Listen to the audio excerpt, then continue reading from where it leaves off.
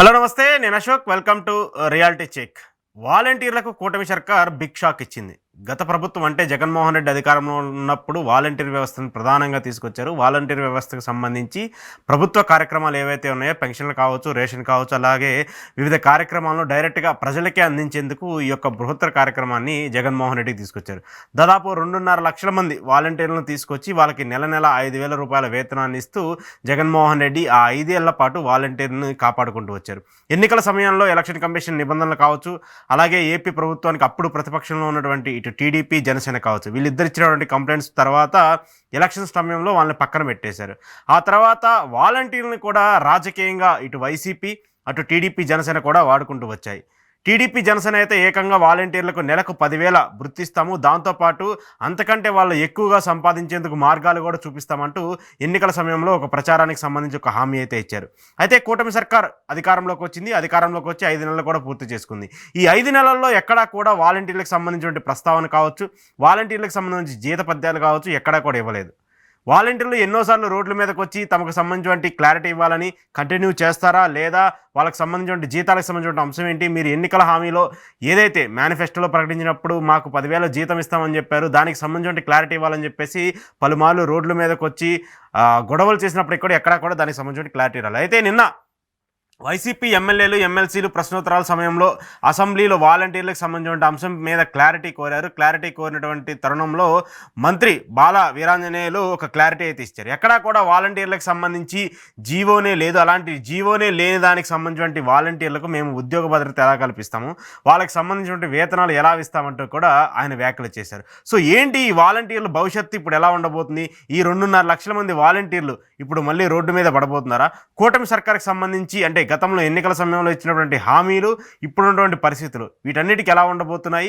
అలాగే వాలంటీర్లకు సంబంధించి తదుపరి చర్యలు ఎలా ఉండబోతున్నాయి? ప్రభుత్వం మీద పోరాటానికి ఏమైనా సిద్ధమవుతారా, లేదంటే ఇప్పటికే క్లారిటీ ఇచ్చేసాం కదా మేము లేదు అని చెప్పేసి మీ దారి మీరు చూసుకోమని చెప్పేసి ప్రభుత్వం చెప్పినట్టు వాళ్ళ దారి వారు చూసుకుంటారా? వాలంటీర్కి సంబంధించిన ఇష్యూ మీద ఈరోజు రియాలిటీ చెక్లో మాట్లాడదాం. రియాలిటీ చెక్లో నాతో పాటు పార్టిసిపేట్ చేస్తున్నారు ఏపీ వాలంటీర్ అధ్యక్షుడు భాషా గారు. భాషా గారు నమస్తే. నమస్తే అండి. నమస్తే.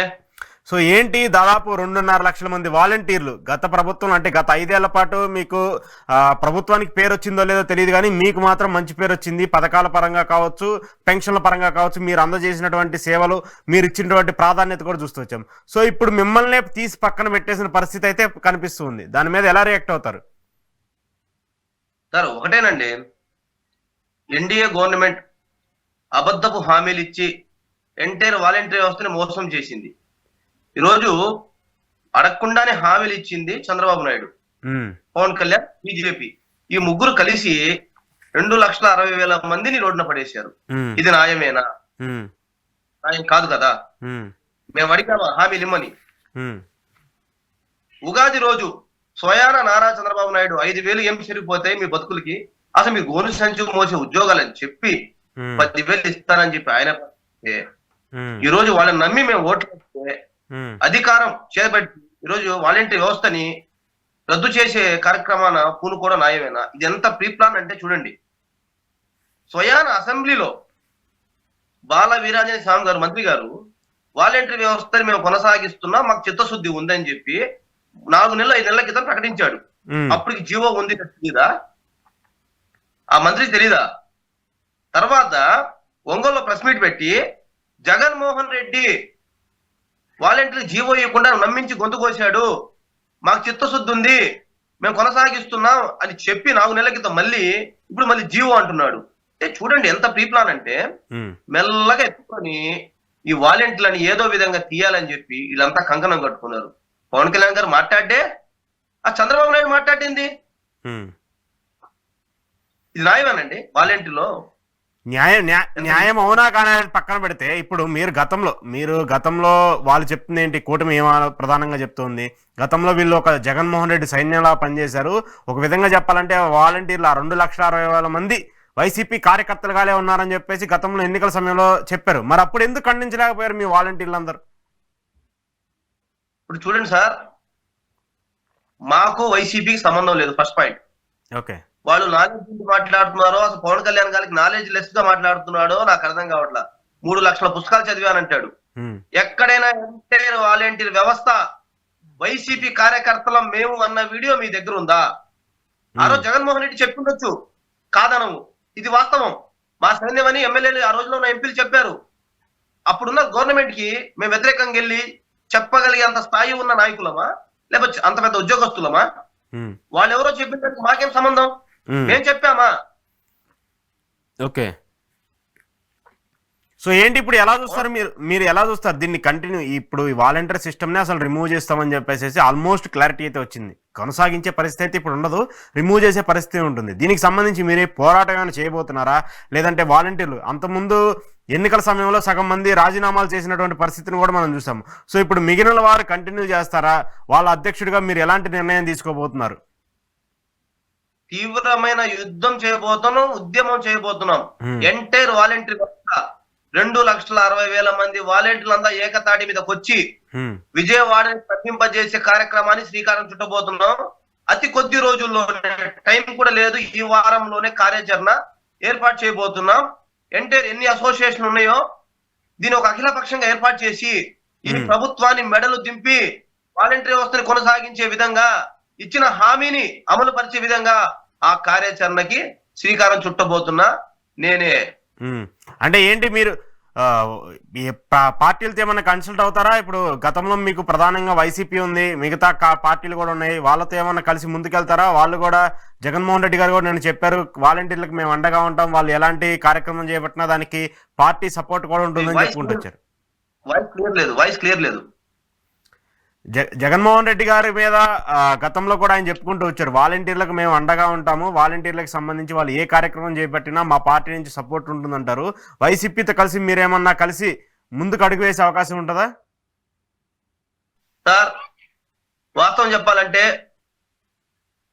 ఒకవైపు ఇద్దరు మోసం చేశారండి.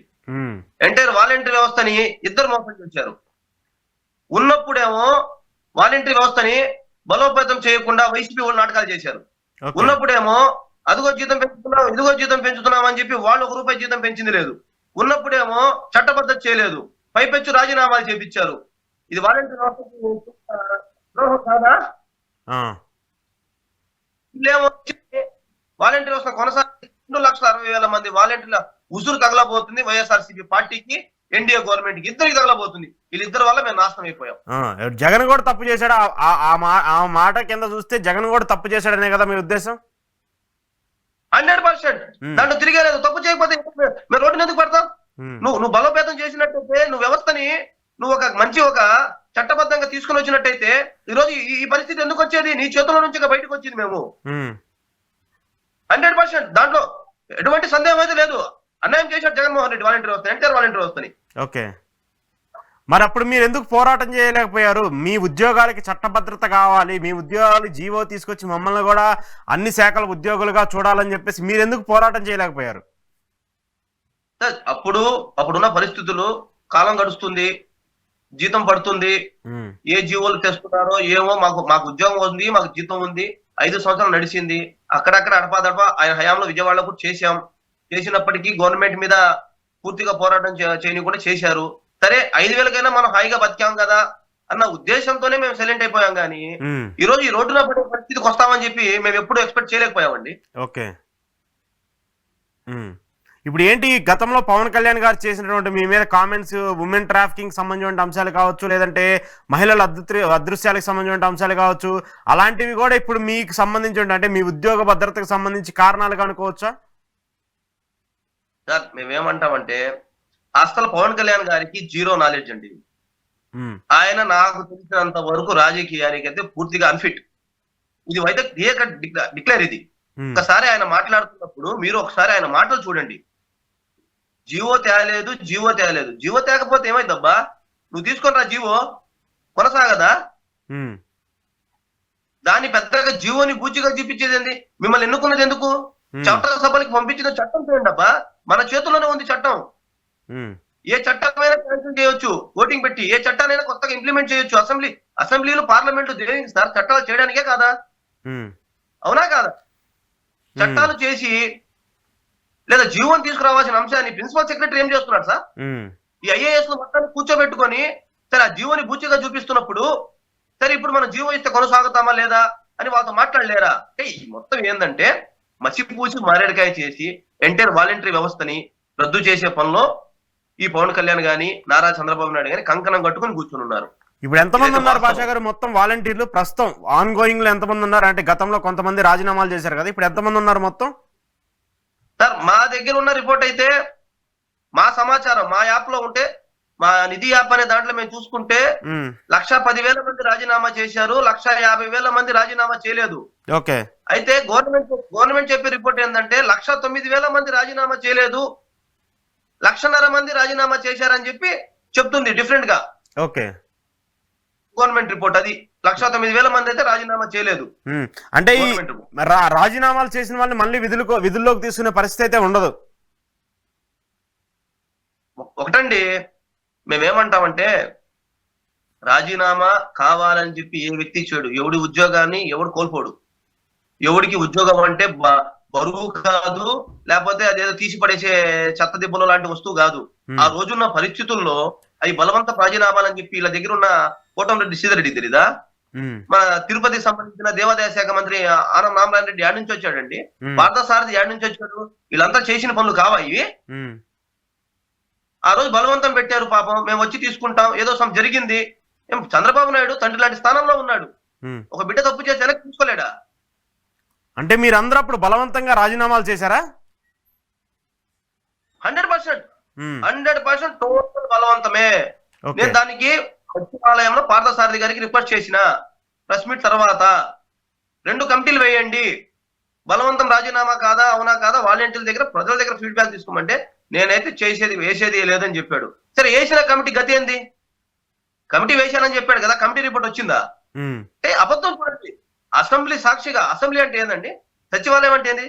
దేవాలయం కదా, ప్రజలకు సేవ చేసే దేవాలయాలు కదా.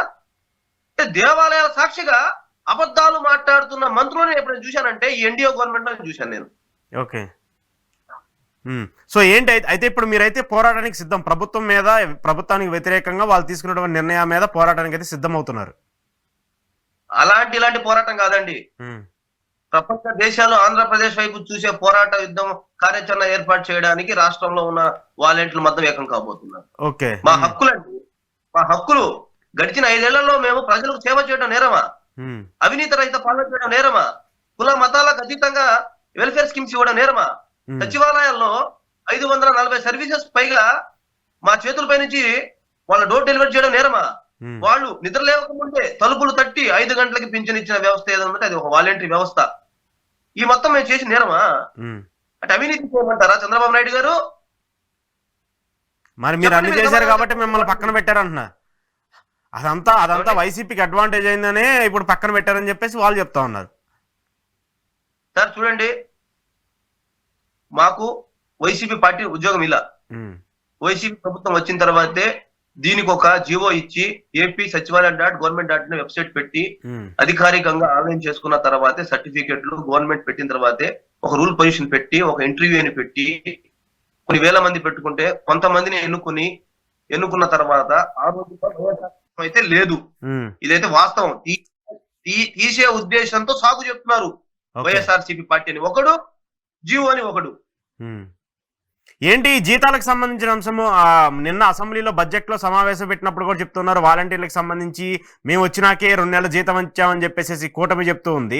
ఇక జగన్మోహన్ రెడ్డి లేదు అది నేను అధికారంలో ఉన్నప్పుడు జనవరి ఫిబ్రవరికి సంబంధించిన జీతం నేను ఇచ్చానని చెప్పేసి జగన్మోహన్ రెడ్డి గారు చెప్తున్నారు. అసలు ఏంటి మీకు జీతాలు ఎప్పుడు వచ్చాయి? లాస్ట్ గా ఎప్పటి నుంచి పెండింగ్ లో ఉన్నాయి?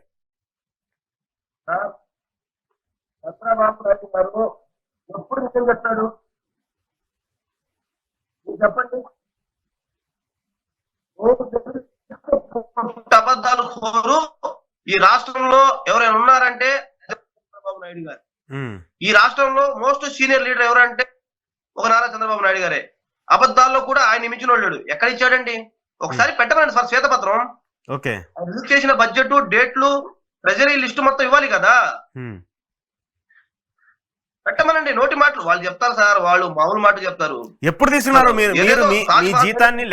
లాస్ట్ గా ఏ మంత్ లో తీసుకున్నారు మీరు జీతాన్ని? లాస్ట్ గా మే అండి. జగన్మోహన్ రెడ్డి గారు మే నెల 1వ తారీఖు ఇచ్చారు. ఓకే. మే 1తో లాస్ట్. అప్పటి నుంచి ఇప్పటి వరకు జీతాలు ఎక్కడా లేవు మీకు? అస్సలు ఏం లేవండి. ఇంకా దాని తర్వాత ఇంకా ఊసే లేదు. ఓకే. అయితే మీరు ఇప్పుడు జీతాలకు సంబంధించి ఫైట్ చేయబోతున్నారు, మీ ఉద్యోగ భద్రతకు సంబంధించి ఫైట్ చేయబోతున్నారు. 100% ఫైట్ చేస్తామండి. ఉమ్, అడగకుండానే హామీలు ఇచ్చి ప్రజలని మోసం చేసి వాలంటీర్లు మోసం మా హక్కు అండి. ఉమ్, మా హక్కు ఇది. 5 ఏళ్లు మేము ప్రజలకి ప్రభుత్వానికి ఒక వారధిగా పనిచేసాం. మా హక్కు. ఎలక్షన్ లో హామీలు ఇచ్చావు, అది ఇంకా పెద్ద హక్కు. ఈ ఓకే. రోజు నువ్వు వచ్చి జీవోని బుచ్చిగా చూపిస్తే నేను ఎందుకు ఊరుకుంటాను? ఉమ్, ఊరుకునే ప్రసక్తే లేదు. ఉమ్. అంటే మా ఇప్పుడు కార్యాచరణ ఉమ్, తీవ్ర రూపం దాల్చబోతుంది. ఓకే. ఎన్డీఏ గవర్నమెంట్ ఇప్పటికన్నా మారి ఇచ్చిన హామీని అమలు పరిచి నిరుపేద వాలంటీర్లను ఆదుకుంటే మీకు పాలాభిషేకమే. లేదంటే మీ ప్రభుత్వాన్ని గద్దె దించే బాధ్యత ఎంటైర్ వాలంటీర్ వ్యవస్థ తీసుకోబోతుంది.